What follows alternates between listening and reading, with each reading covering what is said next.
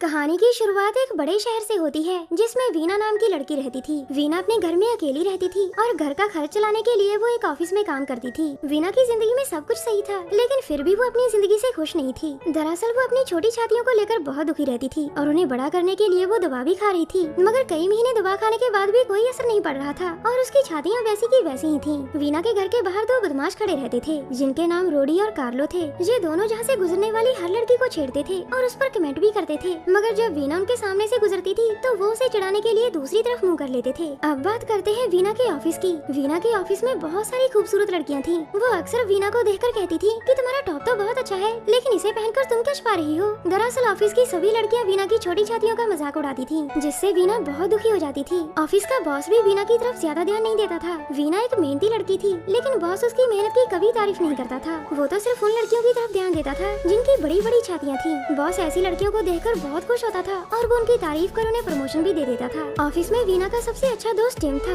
वीना अपनी छोटी छातियों को लेकर जब भी दुखी होती थी तो टिम उसे खुश रहने को कहता था। वो उसे समझाते हुए कहता था कि तुम पहले से ही बहुत खूबसूरत हो, तुम्हें और चीजों की जरूरत नहीं। टिम के समझाने के बाद वीना अक्सर खुद को संभाल लेती थी और अपने काम पर लग जाती थी। वीना का एक लवर भी था जिसका नाम था बॉबी। वीना को लगता था कि बॉबी उससे प्यार करता है, लेकिन ऐसा कुछ भी नहीं था। बॉबी एक मतलबी लड़का था और वो वीना से ज्यादा उसके पैसों से प्यार करता था। वो वीना से प्यार का सिर्फ नाटक कर रहा था ताकि वीना उसका खर्च उठाती रहे। दरअसल वीना को लगता था कि उसकी जिंदगी में जितनी भी मुश्किलें हैं वो सिर्फ और सिर्फ उसकी छोटी छातियों के कारण है। उसे लगता था कि छोटी छातियों के कारण वो बिल्कुल भी खूबसूरत नहीं लगती, इसीलिए सभी उसका मजाक उड़ाते हैं। वो हर हाल में खूबसूरत दिखना चाहती थी ताकि कोई भी उसका मजाक न उड़ाए। इसी शहर में डॉक्टर केट नाम की एक प्लास्टिक सर्जन भी थी। हालांकि वो दिखने में थोड़ी सिरफिरी लगती थी, लेकिन वो अपनी सर्जरी से किसी को भी खूबसूरत बना सकती थी। वैसे डॉक्टर केट शैतान को मानती थी और वो चाहती थी कि धरती पर शैतान का राज हो। एक दिन वीना अपनी जिंदगी से दुखी होकर डॉक्टर केट के पास जाती है ताकि वो प्लास्टिक सर्जरी की मदद लेकर खूबसूरत दिख सके। वीना ने डॉक्टर केट का बहुत नाम सुना था, इसीलिए वो उसके पास आई थी। सारी बात जानने के बाद डॉक्टर केट सर्जरी की तैयारी करती है और सर्जरी के ठीक पहले वो उससे कहती है, शैतान ने चाहा तो सब ठीक हो जाएगा। वीना को लगा कि केट उससे मजाक कर रही है, इसीलिए वो उसकी बात को नजरअंदाज कर देती है। दरअसल केट के पास कई शैतानी चीजें थी जिनका इस्तेमाल वो अपनी सर्जरी के दौरान करती थी। अगर किसी को अच्छी नाक चाहिए तो वो उस पर शैतानी नाक फिट कर देती थी। अगर किसी को अच्छी स्किन, अच्छे लिप्स चाहिए तो भी वो अपने शैतानी सामान की मदद लेती थी। आज वो वीना को हर हाल में खूबसूरत बनाना चाहती थी, इसीलिए वो एक बार फिर से अपने शैतानी सामान का इस्तेमाल करती है। अगले दिन सुबह वीना की छातियाँ बड़ी हो चुकी थी, जिन्हें देखकर वो बहुत खुश होती है। अब उसे किसी दवा की जरूरत नहीं थी और न ही अब उसे किसी बात की चिंता थी। आज वो जैसे ही ऑफिस जाने के लिए घर से निकलती है तो रोडी और कार्लो उसकी खूबसूरती देखकर बहुत हैरान होते हैं। दूसरी तरफ बॉस बहुत गुस्से में था क्योंकि टाइम होने के बाद भी वीना ऑफिस नहीं पहुंची थी। वीना का दोस्त टिम उसे समझाने की कोशिश करता है कि वो जल्द ही आ जाएगी और तभी उन दोनों की नजर वीना पर पड़ती है। वीना का नया रूप देखकर सभी बहुत हैरान थे। हैरानी के मारे बॉस का मुंह बंद और आंखें चौड़ी हो गई थी। वो बोलना तो बहुत कुछ चाहता था, लेकिन वीना को प्रमोशन देकर वहाँ से चला जाता है। प्रमोशन के कारण वीना को नया रूम मिलता है, जिसके बाद टिम उसे आकर बधाई भी देता है। वीना की नई नई खूबसूरती देखकर वो भी बहुत हैरान था, मगर वीना उसे सर्जरी के बारे में कुछ नहीं बताती। ऑफिस में जो लड़कियाँ वीना का मजाक उड़ाया करती थी, आज वही लड़कियाँ उसकी खूबसूरती देखकर जल रही थी। वीना भी अपनी खूबसूरती देखकर बहुत खुश थी और वो मन ही मन पूरा दिन डॉक्टर केट का शुक्रिया करती रहती है। रात को वीना अपने घर आ गई थी, जहाँ उसका लवर बॉबी उसका इंतजार कर रहा था। वीना का नया रूप देखकर वो भी बहुत हैरान होता है, जिसके बाद वो वीना से कहता है, आज के बाद मैं सिर्फ तुमसे प्यार करूंगा,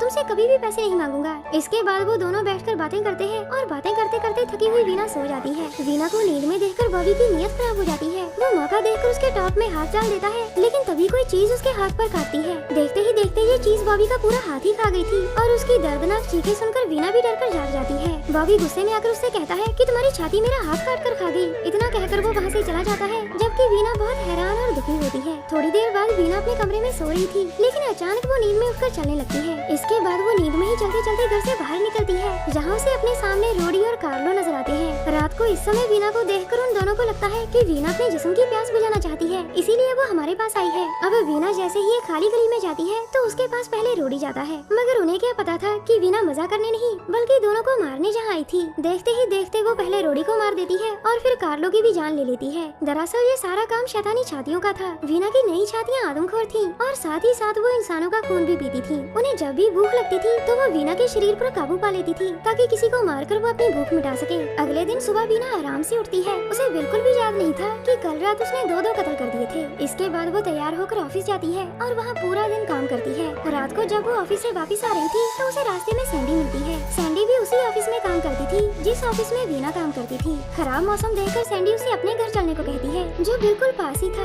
वीना उसकी बात मान लेती है और वो उसके साथ उसके घर चली जाती है। घर में आकर वो दोनों साथ साथ नहाने लगती है और इसी दौरान सैंडी वीना का मजाक उड़ाने लगती है। उसका मजाक खूनी छातियों को बिल्कुल भी अच्छा नहीं लगता और वो वीना पर काबू पाकर सैंडी का मुंह नोच लेती है। अगले दिन सुबह तक वीना फिर से सब कुछ भूल गई थी। उसे सिर्फ इतना याद था कि वो सैंडी के घर गई थी और उसके बाद क्या हुआ था इसके बारे में उसे बिल्कुल भी याद नहीं था। पूरा दिन ऑफिस में बैठी वो यही बातें सोच सोच कर परेशान होती रहती है। काफी सोचने के बाद वो लंच टाइम में सीधा डॉक्टर केट के पास जाती है और वहाँ जाकर उससे कहती है कि शायद मेरी छातियों में कुछ गड़बड़ है और मैं चीजें भूलने लगी हूँ। उसकी बात सुनकर केट उसे बताती है कि तुम्हें खूबसूरत दिखाने के लिए मैंने शैतानी छातियों का इस्तेमाल किया था और ये सब उसी के कारण हो रहा है। केट की बात सुनकर वीना बहुत डर जाती है, जिसके बाद वो केट से पूछती है कि मैं पहले जैसी कैसे हो सकती हूँ। इसके जवाब में डॉक्टर केट बताती है कि इसमें मैं तुम्हारी कोई मदद नहीं कर सकती। उसकी बात सुनकर वीना वहाँ से चली जाती है। अब वीना फिर से अपने ऑफिस आ गई थी और काम करते करते उसे रात हो जाती है। इसी बीच उसका बॉस उसके पास आकर पहले उसकी तारीफ करता है और फिर उसे पीने के लिए दारू दे देता है। बॉस ने दारू में बेहोशी की दवा मिला रखी थी, जिसे पीने के बाद वीना बेहोश हो जाती है। दरअसल ऑफिस में वीना को अकेली देखकर बॉस की नीयत खराब हो गई थी। वो उसकी इज्जत लूटना चाहता था, इसीलिए उसने दारू में बेहोशी की दवा मिला दी थी। अब वो जैसे ही उसकी छातियों को छूने लगता है तो वो उसे पकड़कर मार देती है। वीना के बेहोश होते ही उसके शरीर पर उसकी छातियों ने कब्जा कर लिया था। बॉस की मौत के बाद वीना ऑफिस से बाहर निकल आती है और शहर के लोगों को मारने लग जाती है। शैतानी छातियों ने उसके पूरे शरीर पर काबू पा लिया था और उनके सामने जो भी आता था वो उसे तड़पा तड़पा कर मार देती थी।